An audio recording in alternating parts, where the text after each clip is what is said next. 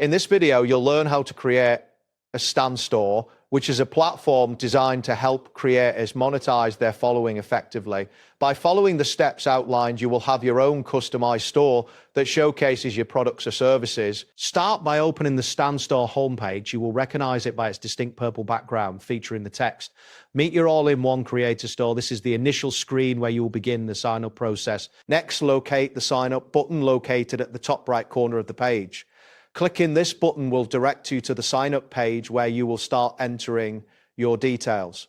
Once the sign-up page appears, you will see a greeting that says, "Hey at username, let's monetize your following."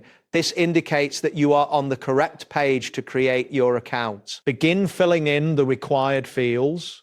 First, enter your desired username. This username will become part of your store link, such as stan.store/yourname. Choose something memorable and relevant to your brand. Next, input your full name, followed by your email address. Ensure that the email you provide is valid, as you may need it for account verification. Continue by entering your phone number and creating a secure password. Make sure your password meets any specified requirements for security. After filling out all these fields, locate the next button and click it to proceed. After clicking next, you will be guided through additional setup steps to finalize the creation of your store. This may include setting up payment methods, selecting themes, or adding products. Follow the on-screen instructions carefully to complete your store setup. It is important to consider that the information you provide will help in personalizing your store experience.